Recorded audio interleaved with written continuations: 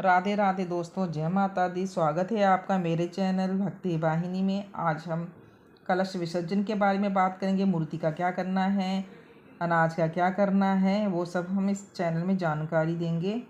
किंतु उससे पहले अगर आप मेरे चैनल में आए हैं तो आप मेरे चैनल को लाइक सब्सक्राइब जरूर कीजिएगा। तो मित्रों, जैसे कि आपको पता ही है कि अगर हम कलश स्थापित करते हैं तो उसका विसर्जन करना भी बहुत ज़रूरी है। यदि आपने प्रथम दिन से ही कलश स्थापित किया है तो पूरे दिन यानी नौमी तक को आप कलश रखेंगे। भले ही आपने अष्टमी में कन्या पूजन कर लिया हो, कन्या को भोजन करा दिया हो, इससे कोई फ़र्क नहीं पड़ता।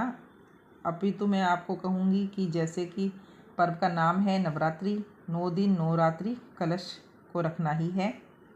कलश को, मूर्ति को दशमी के दिन आपने विसर्जन करना है।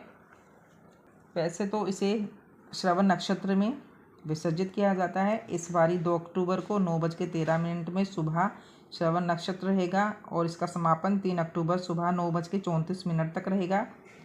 यानी आप पूरे दिन किसी भी समय इसे विसर्जित कर सकते हैं। कई लोग तो अष्टमी की कन्या पूजन और हवन कर लेते हैं, कई लोग तो नौमी में करते हैं। कहीं कहीं तो ऐसा भी देखा गया कि नौमी को लोग कन्या पूजन करते हैं और दसवीं को हवन करते हैं।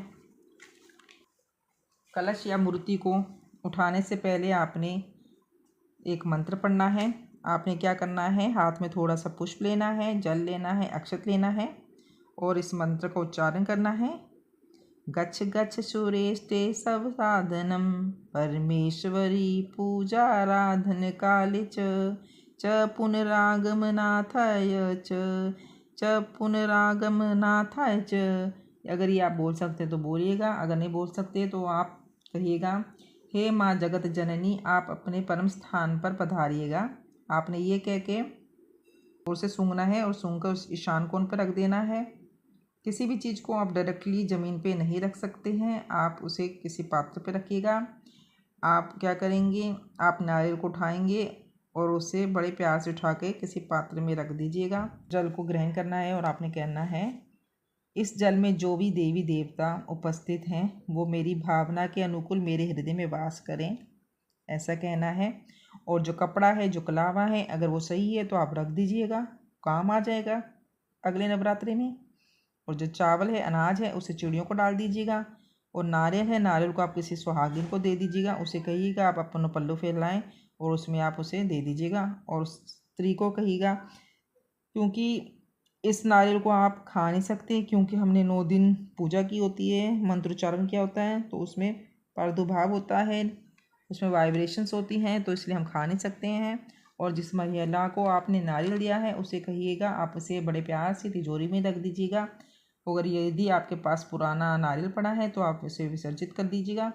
और जो अनाज है, कई लोग तो कलश में अनाज भरते हैं, तो अनाज अगर गिल्ला है तो आप उसे सुखा लीजिएगा। सुखा के आप उस पात्र में भर के किसी को दान दे दीजिएगा। अगर दान नहीं देना चाहते तो आप उसे अपने एक रसोई घर में रख सकते हैं। तो कई लोग तो कहते हैं समय रहने के बाद उसमें कीड़े आ जाते हैं, तो मेरे ख्याल से तो आप दान ही दे दीजिएगा। और जो ज्वार है उसके 2 दाने तोड़ के आप अपने जो जहाँ पे भोजन रखते हैं, जहाँ पे स्टोर है आपका, जहाँ पे भोजन भंडार पड़े होते हैं, वहाँ पे आप रख दीजिएगा। और जो 2 ज्वार के और टुकड़े तोड़ दीजिएगा, उसे तोड़कर आप बच्चों के कापी में रख दीजिएगा, क्योंकि ये एक प्रसाद ही है माँ का।